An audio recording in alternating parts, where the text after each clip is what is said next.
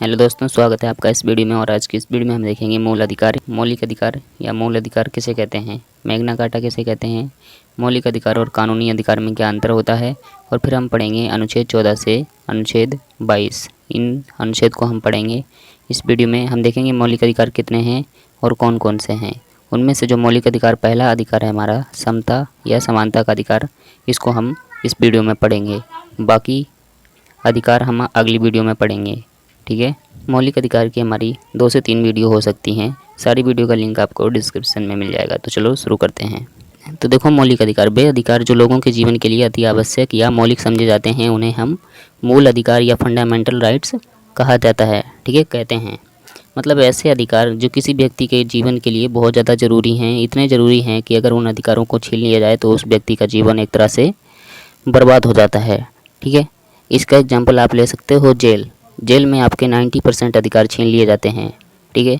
वहाँ पे आपको कुछ ही अधिकार आपके पास बचते हैं, ठीक है। तो ऐसे अधिकार जो हमारे जीवन के लिए, हमें जीने के लिए बहुत ज़्यादा ज़रूरी हैं, उन्हें हम बोलते हैं मौलिक अधिकार या मूल अधिकार। इंग्लिश में बोलते हैं फंडामेंटल राइट्स। आगे बढ़ने से पहले आपको ये जान लेना ज़रूरी है कि भारतीय संविधान को 22 भागों में विभाजित किया गया है, ठीक है। 22 भाग हैं इसके भारतीय संविधान के, तथा इसमें 395 अनुच्छेद एवं 12 अनुसूचियां हैं, ठीक है। 22 भाग हैं, 395 अनुच्छेद और 12 अनुसूचियां हैं, ठीक है। इसी में से भारतीय संविधान में मौलिक अधिकारों का वर्णन भाग 3 और अनुच्छेद 12 से 35 में किया गया है। और इससे मौलिक अधिकार को मैग्ना कार्टा के नाम से भी जाना जाता है।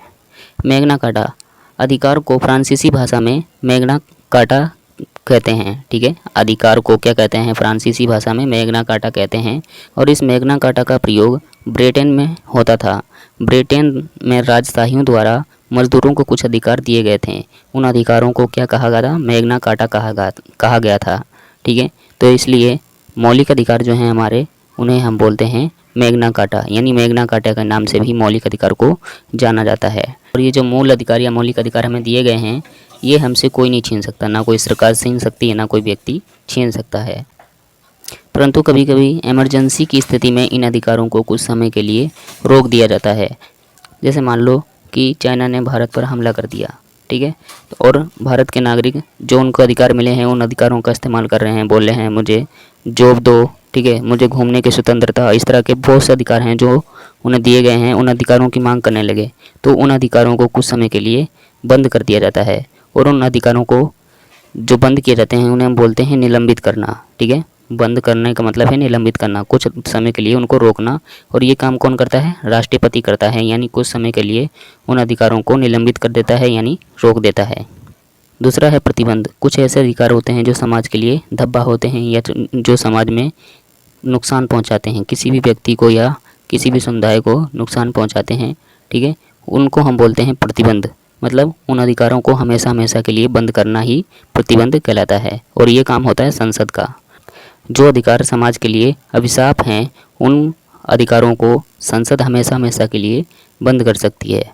परंतु मान लो कि संसद ने कोई ऐसा अधिकार बंद कर दिया जो समाज के लिए उपयोगी था। जैसे मान लो कि सरकार का विरोध करना, संसद ने बोल दिया कि ये सरकार का कोई विरोध नहीं कर सकता, ठीक है, तो ये तो गलत हो गया, ये तो अधिकार जनता को होना चाहिए, परंतु ये संसद ने बंद कर दिया। तो इस स्थिति में क्या होगा, इसकी रक्षा करने के लिए आपको जाना होगा हाई कोर्ट या सुप्रीम कोर्ट में, ठीक है, यानी न्यायपालिका।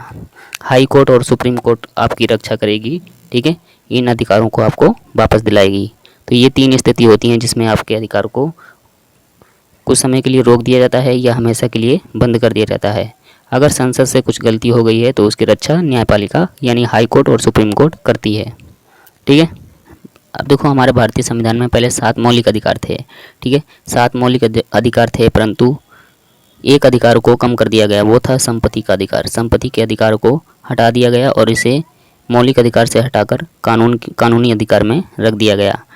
और ये काम 1998 के 44वें संविधान संशोधन में संपत्ति के अधिकार को मौलिक अधिकार से हटाकर, ठीक है, कानूनी अधिकार में रख दिया गया था अनुच्छेद 300A के अंतर्गत, ठीक है। अनुच्छेद 300A के अंतर्गत 1998 के 44वें संविधान संशोधन में संपत्ति के अधिकार को मौलिक अधिकार से हटाकर कानूनी अधिकार के अंतर्गत कानूनी अधिकार में रख दिया गया था।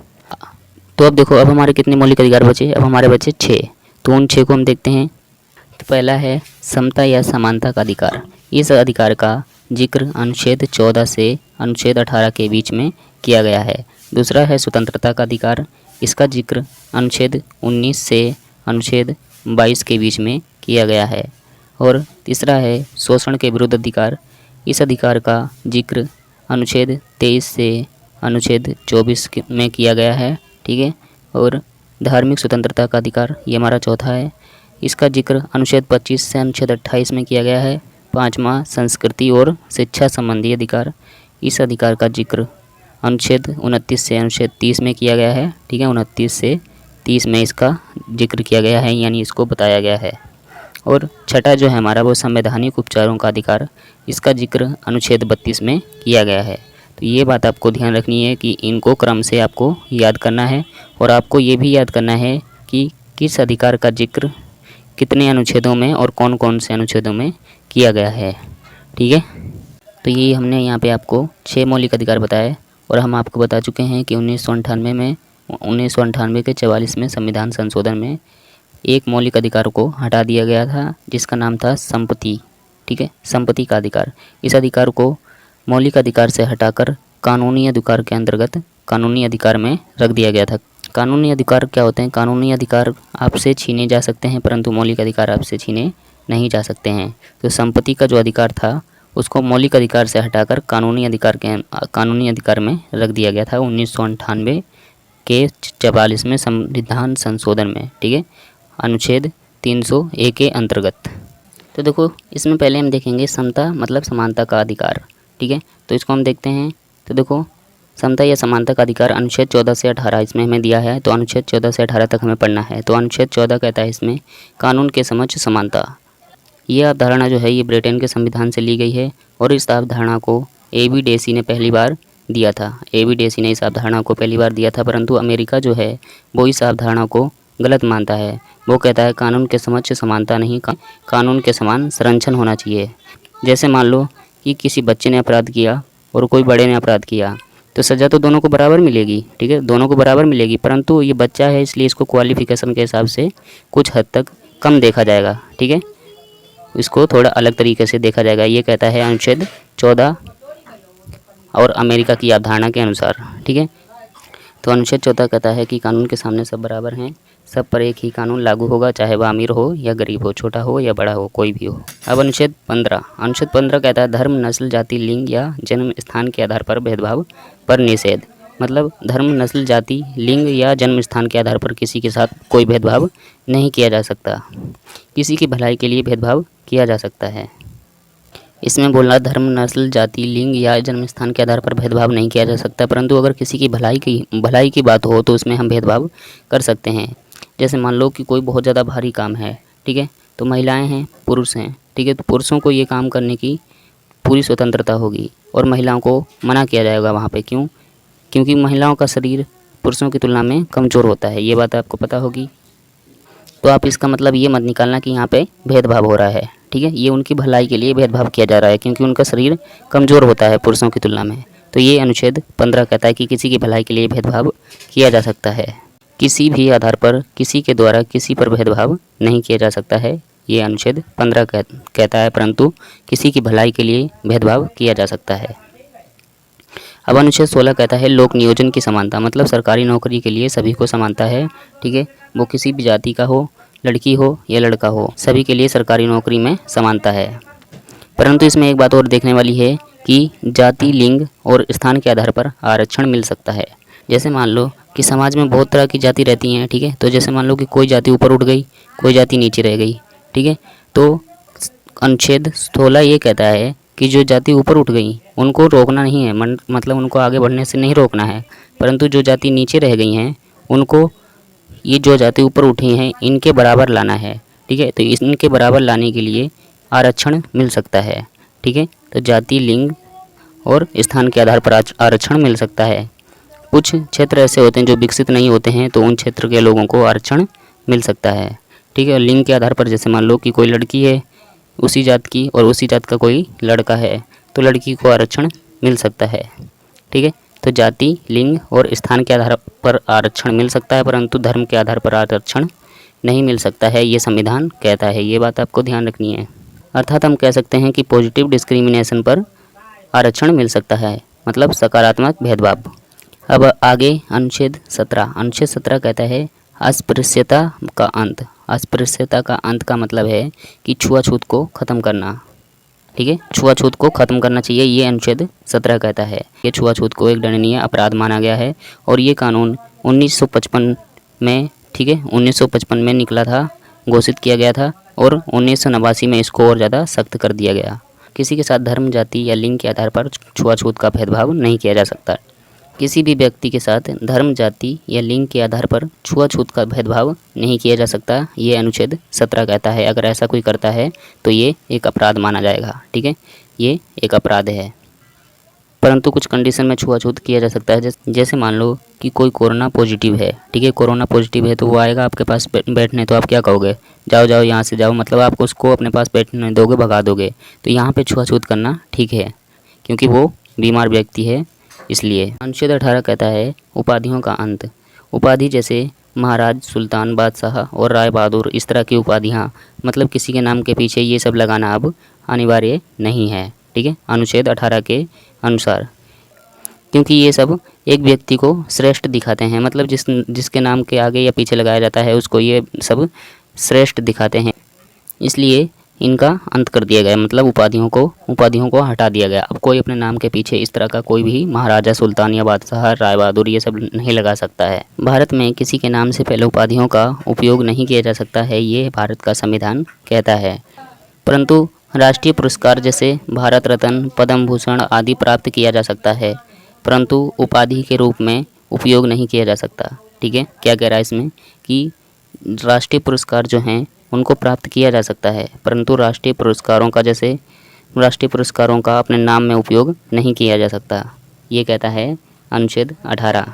ठीक है, जैसे मान लो कि किसी व्यक्ति को भारत रत्न पुरस्कार मिला, ठीक है, तो ये राष्ट्रीय पुरस्कार है, तो किसी का नाम है रोहित, तो वो अपने नाम के पीछे भारत रत्न नहीं लगा सकता, नाम के पीछे या आगे भारत रत्न नहीं लगा सकता है। ठीक है, परंतु एजुकेशन और रैंक में उपाधि का उपयोग कर सकते हैं। ठीक है, क्या बोला इसमें, एजुकेशन और रैंक में उपाधि का उपयोग कर सकते हैं। जैसे मान लो कि कोई व्यक्ति पढ़ लिख कर प्रोफेसर बन गया, ठीक है, प्रोफेसर बन गया, तो उसका नाम है प्यारेलाल, तो अपने नाम के आगे प्रोफेसर प्यारेलाल लगा सकता है, यानी अपने नाम के पहले प्रोफेसर लगा सकता है। इसी तरह कोई व्यक्ति मान लो बन गया डॉक्टर, ठीक है, डॉक्टर की पढ़ाई की उसने और डॉक्टर बन गया वो, तो उसका नाम कुछ भी है। ठीक है, जैसे मान लो सुधा सिंह उसका नाम है, तो वो अपने नाम के पहले डॉक्टर लगा सकती है, यानी डॉक्टर सुधा सिंह। ठीक है, तो इस तरह से एजुकेशन के हिसाब से उपाधियों का उपयोग किया जा सकता है। इसी तरह रैंक, अगर आप सेना या पुलिस में जाओगे तो आपको रैंक मिलेगी, तो जो रैंक मिलेगी उसका उपयोग अपने नाम में आप कर सकते हो। जैसे मान लो कि कोई व्यक्ति ब्रिगेडियर बन गया है, ठीक है, और उसका नाम है भानु प्रताप, तो वो अपने नाम के पहले क्या लगा सकता है, ब्रिगेडियर लगा सकता है, ब्रिगेडियर भानु प्रताप। इसी तरह आपने नाम सुना होगा तिरंगा मुहिम में ब्रिगेडियर सूर्यदेव सिंह, ठीक है, ब्रिगेडियर सूर्यदेव सिंह ये नाम आपने सुना होगा। तो इस तरह से रैंक के हिसाब से भी हम उपाधियों का उपयोग कर सकते हैं। ठीक है, परंतु इनका उपयोग नहीं किया जा सकता, महाराज, सुल्तान, बादशाह, राय बहादुर ये सब का उपयोग नहीं किया जा सकता, क्योंकि ये सब एक व्यक्ति को श्रेष्ठ दिखाते हैं, बाकी सबको नीचा दिखाते हैं। अब आगे बढ़ने से पहले हम इन सबको एक बार रिवाइज कर लेते हैं, यानी समता या समानता का अधिकार। अनुच्छेद 14 से 18 तक को रिवाइज करते हैं। तो इसमें अनुच्छेद 14 कहता है कानून के समक्ष समानता, मतलब कानून सभी के लिए बराबर है। और अनुच्छेद 15 कहता है धर्म, नस्ल, जाति, लिंग या जन्म स्थान के आधार पर किसी भी व्यक्ति के साथ भेदभाव नहीं किया जा सकता है। ठीक है, अनुच्छेद 16 कहता है लोक नियोजन की समानता, मतलब सभी के लिए सरकारी नौकरी के अवसर बराबर हैं। और अनुच्छेद 17 कहता है अस्पृश्यता का अंत, मतलब छुआछूत का भेदभाव किसी भी व्यक्ति के साथ नहीं किया जा सकता किसी भी आधार पर, ये बात आपको ध्यान रखनी है, ये अनुच्छेद 17 कहता है। अनुच्छेद 18 कहता है उपाधियों का अंत, मतलब कोई भी अपने नाम के आगे या पीछे राजा, महाराजा, ये सुल्तान, बादशाह ये सब नहीं लगा सकता, तो ये गलत है। तो उपाधियों का अंत कर दिया गया अनुच्छेद 18 के अनुसार भारत में। तो ये सब मिलकर हमारे एक अधिकार का निर्माण कर रहे हैं, जिसे हम बोलते हैं समानता का अधिकार, यानी ये हमें समानता दिखा रहे हैं इसमें, ठीक है, बराबरी दिखा रहे हैं। ठीक है, तो ये हो गया हमारा समानता यानी समता का अधिकार। तो बस यही था आज की वीडियो में। अगर आपको वीडियो पसंद आई तो प्लीज़ वीडियो को लाइक करें, शेयर करें और चैनल को सब्सक्राइब कर लें, ताकि आने वाली हर नॉलेजेबल वीडियो आप तक सबसे पहले पहुंचे। और मौलिक अधिकार की बाकी वीडियो का लिंक आपको डिस्क्रिप्शन में मिल जाएगा और आई बटन में मिल जाएगा। धन्यवाद।